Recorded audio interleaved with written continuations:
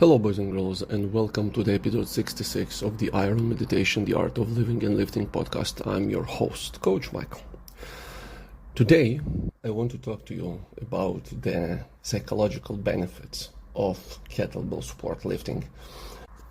Now, physiological advantages have been talked over one time too many. However, the psychological aspect of it, except of maybe endurance or suffering, which are at least suffering, not true, was never properly addressed, in my humble opinion. So let's dig deep.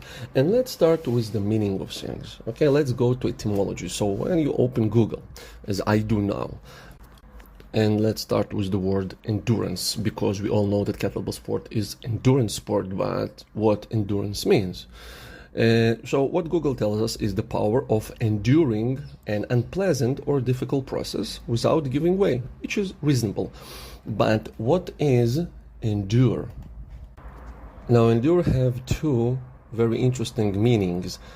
First one is suffer something patiently, and second one is remain in existence, lasting. So we encountered for the first time the word suffer, and not in the psychological state, but as a physiological attribute of something. And while suffering, it is something, I suffer something that is being done to me, and I am passive, I can tolerate, which is the same thing, actively something. So I have a choice of either suffer silently or tolerate patiently.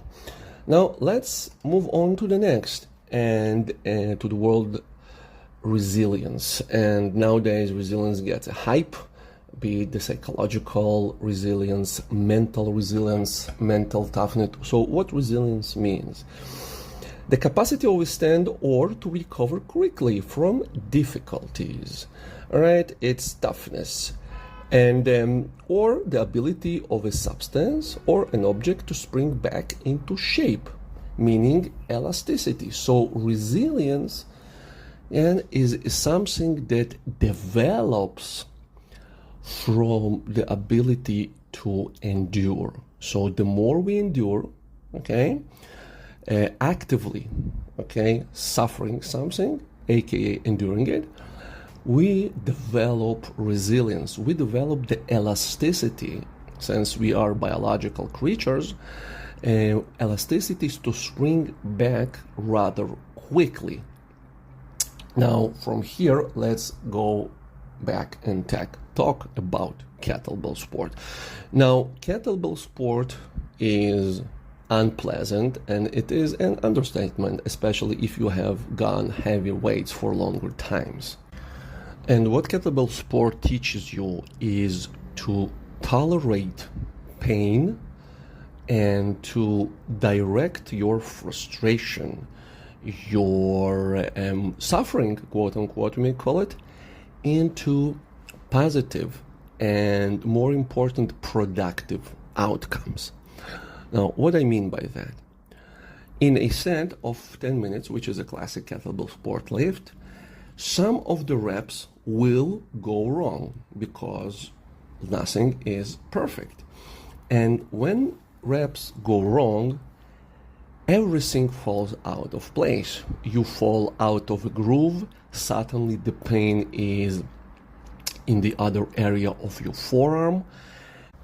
And when it happens, your psychology, like a mad dog, starts, like barking inside your head and telling you to put kettlebells down, and immediately it becomes unbearable, and you begin, all the self-talk in your head that you are this and that, and you're not going to make it because you had now like 3 bad reps in a row, and your skin is about to give up, and your legs are burning, and everything hurts, and the person on the platform on the right and on the left have bigger numbers than you, and you will never catch them. So why try? Maybe let's put kettlebells down today and let's try tomorrow.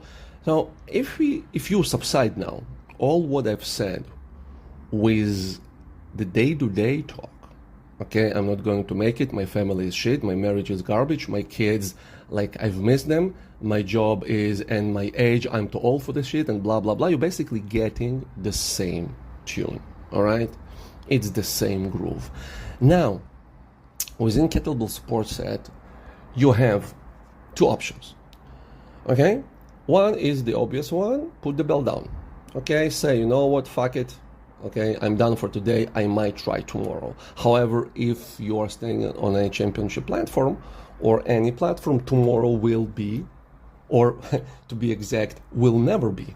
It will be another event if you have the resilience, the tolerance, okay, and the character to go and sign back again.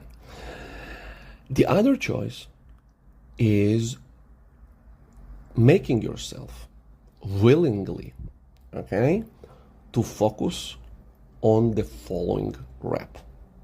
All right, just laser focus on the technique and on the following rep that is coming.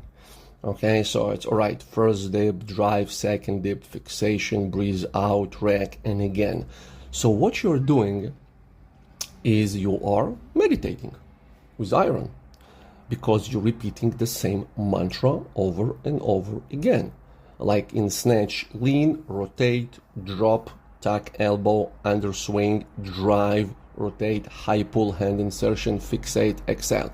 And this tune goes over and over. And when shit happens, and it does, you just continue to focusing on the following rep. And this is what endurance, okay, and resilience is all about.